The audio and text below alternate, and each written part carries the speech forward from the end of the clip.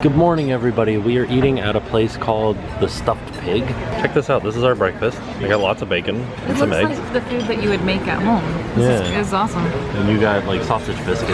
Yeah. And some potatoes. But it's like carved ham. Oh, ham biscuits. Yeah. Good morning and welcome to today's adventure, which is the Turtle Hospital, which looks awesome. I can't wait to get in and check out what all they're doing for the turtles. As we're inside of the front entrance here, we see all of the different sizes of turtle shells that are found in Florida. There's the biggest one, the leatherback.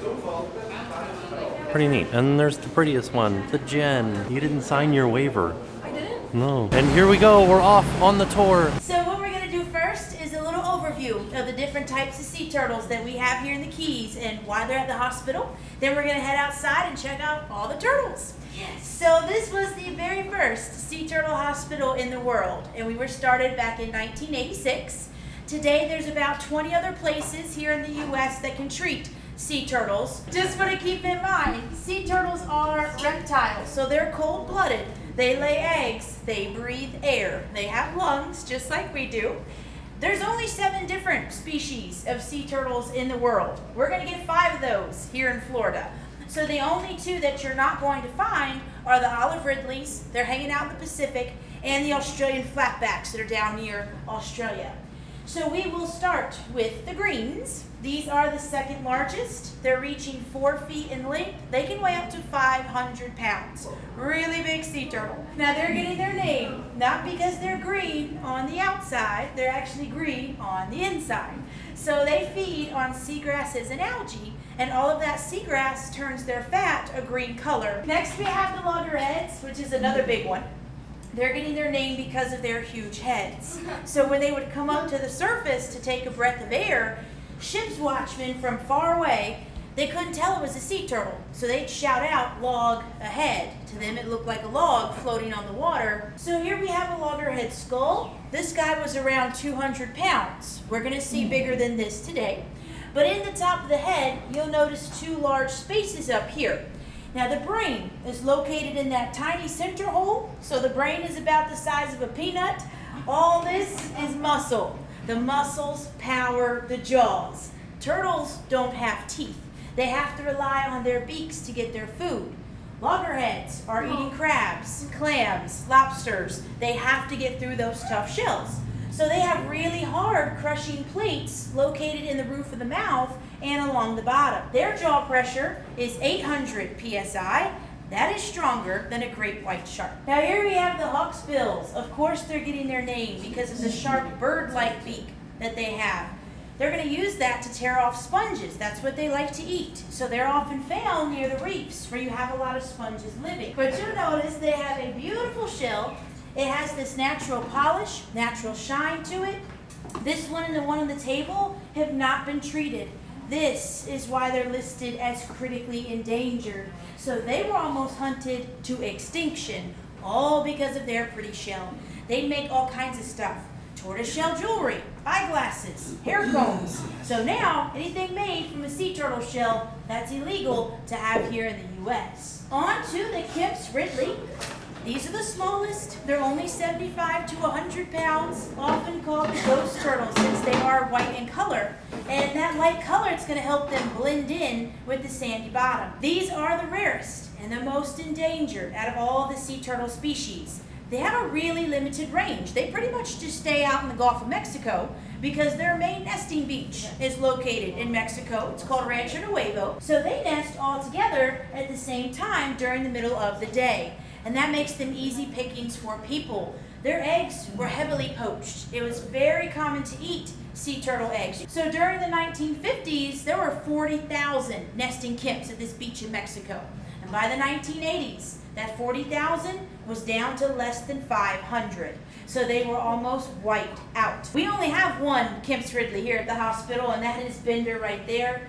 Bender is missing a flipper. She was also hit by a boat, so she is one of our permanent residents. She lives here at the hospital due to her injuries. And last but not least, the leatherbacks. These are the biggest. They're reaching 6 to 8 feet in length. They can weigh over 2,000 pounds. So they're coming in at over a ton. They're getting this big from jellyfish. 85% of their diet is nothing but jellies. All the sea turtles can eat jellyfish. They're immune to the stinging cells. Leatherbacks love jellies. They don't have those hard crushing plates like the loggerheads have. So it's a lot easier for them to eat the softer bodied prey like jellyfish and squid. Another thing that makes these turtles so unique is their shell. It's soft and leathery. Everybody else has a hard shell made of keratin, same stuff as our hair and nails. These are all real, except for the leatherback, so we can't preserve the rubbery skin.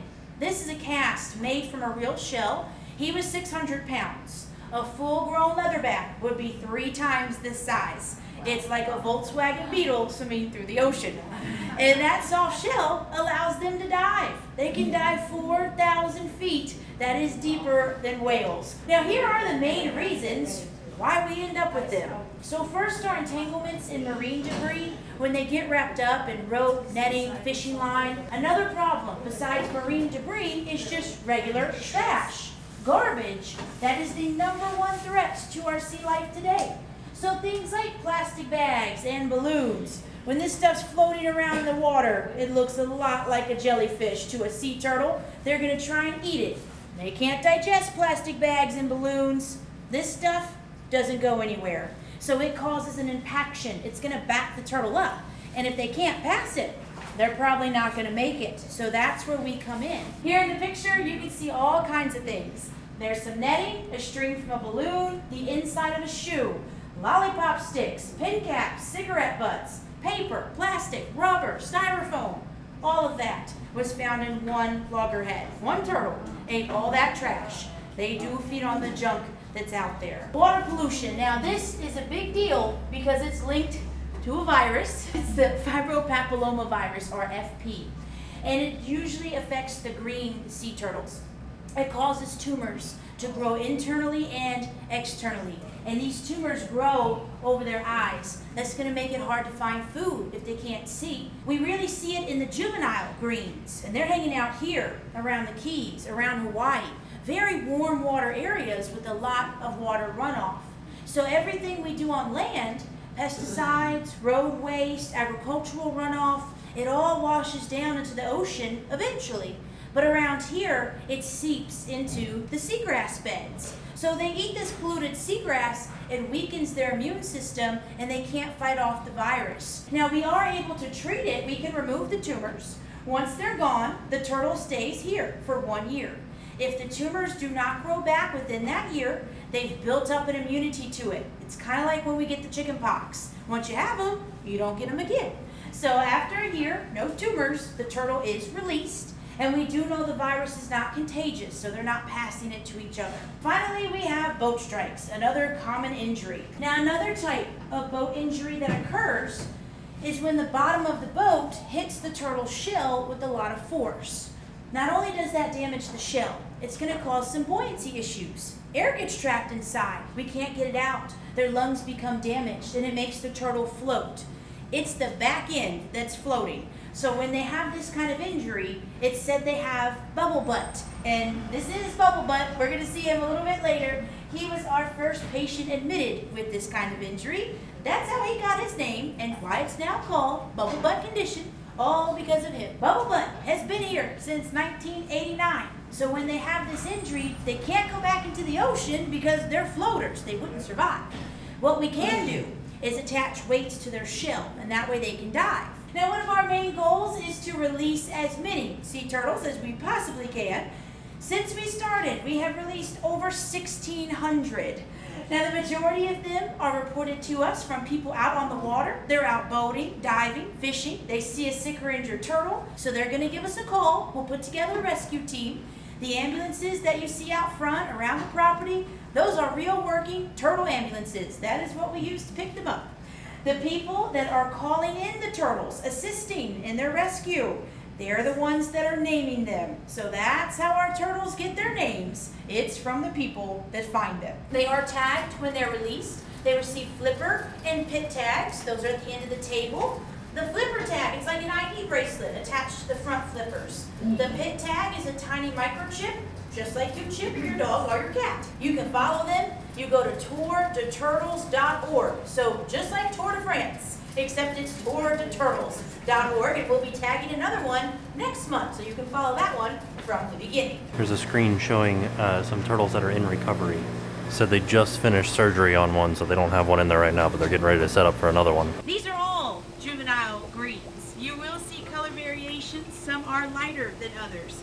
It doesn't indicate anything. They tend to darken up as they get bigger. Now we've got 2 permanent residents up here. So 2 turtles that have that bubble butt condition and they need to wear weights. And they're both in this tank over here, Sam and Corey. Corey, he's been here for a couple years. He was a transfer. He came from the Loggerhead Marine Life Center, which is another turtle hospital up on Juno Beach, just a few hours north of here. They were full. They were running out of beds. So Corey was moved down here to us. Now all the rest of these greens, they will be released. So they're recovering from the FP virus and they're now tumor-free.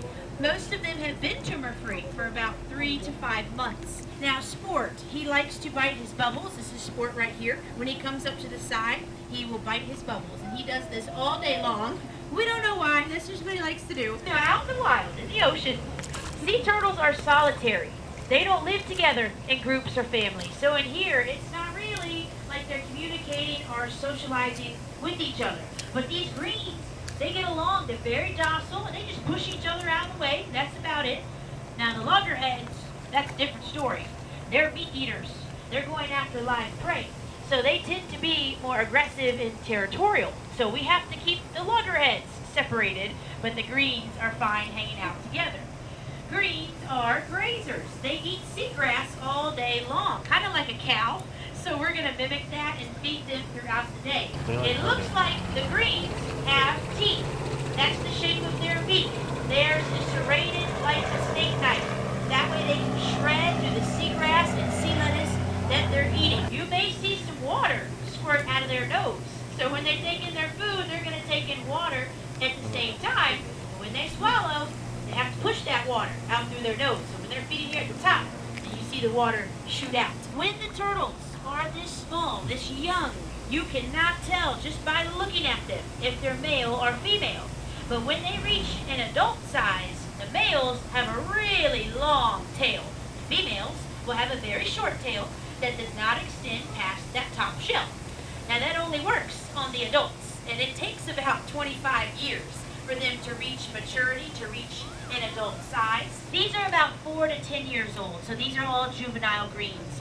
Average lifespan is around 80 to 100 years, so no way to know exact age. We're just making an estimate based on the size, and a sea turtle has 5 life stages: hatchling, post-hatchling, juvenile, subadult, adult. Interesting thing about the turtle hospital is that it used to be a motel. So we're heading in now to the back part of it to see more turtles. Oh, so here is the actual property, and you can see the old pool from the motel. Then you turn to the right, and it's just out on the bayside. Beautiful. The palm trees and everything. This is a Hawksbill. She stays underneath the table there because she likes to be on the reef, underneath. So you can see her. Sappy had reef roots. Sometimes the tumors come back. So when that happens, we're going to take them off. But then that year, it has to start all over again. Then we've got Christiani. Christiani is a loggerhead. She came in with a severe head injury, had a fracture from her forehead down to her nose. Not exactly sure what caused that injury. Seems too small of an area to be a boat strike, so that's still a mystery to us.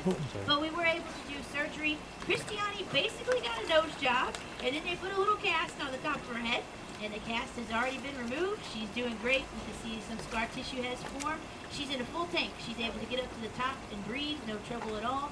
When she first came in, she wasn't eating. You had to tube feed her.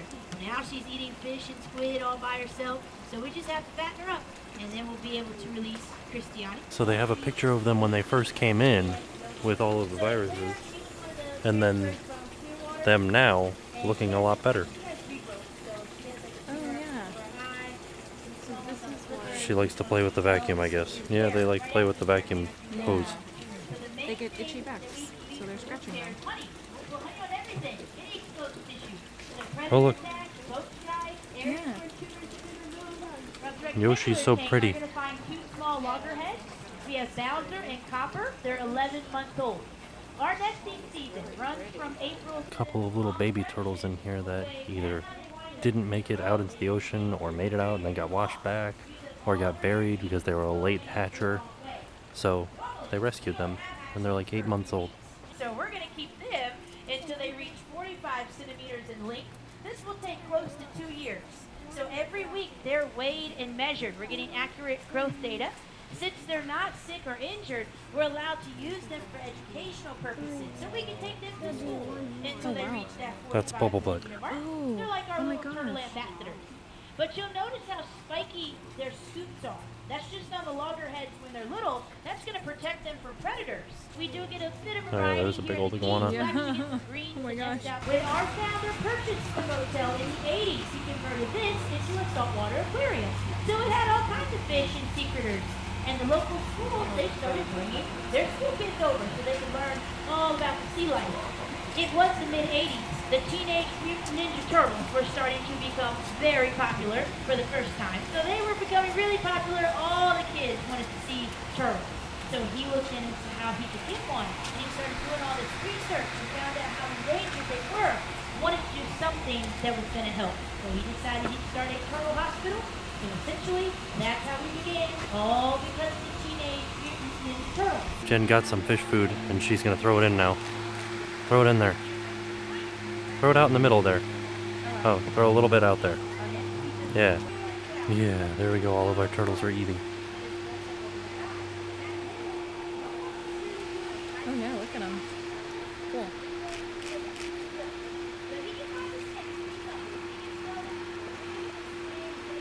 Oh, there it is. Kemp's Ridley, right there. This is Bender. She's super rare. Now we're just looking at a little iguana that's hanging out here on the grass. There's actually another one on the rocks behind this white box. And there's another one right there. And then another one further out there. There's the iguana right there that I was talking about that was on the rocks. So after visiting here, we decided that we're going to adopt 3 turtles. It's really cool. They offer, it's $35 and it pays for one turtle's entire medical bills. I think For a year. Yeah, for a whole year. So we're gonna adopt 3. Yeah, and then they're going to write us a letter every 4 months. Yeah, I'm really excited, and they keep you updated with like their progress and like their health. So we're gonna do that today. Yeah, so when we get our letter from our turtles, we will share it with you guys. Yeah, and if you guys visit here, you should definitely look into adopting the turtle as well, because I don't think they get much funding. Yeah. So it's definitely a really cool thing to do to help out animals that can't really help themselves. Yeah. We get to choose from one of these 5 turtles to adopt. Here it is, our certificate of adoption for adopting 3 turtles at the Turtle Hospital. So I will end day 3, part 1, there at the Turtle Hospital. I hope you guys enjoyed the video. We had a really great time at the Turtle Hospital. It was really neat to see how they were helping the turtles. Just the whole process of everything was really cool. So I hope you guys enjoyed it. I'm gonna leave links to everything down below in case you wanna check it out yourself. In tomorrow's video, we will be going to a nature preserve, so I hope you guys are excited for that. And we will see you guys tomorrow. And now it's time to pay the price.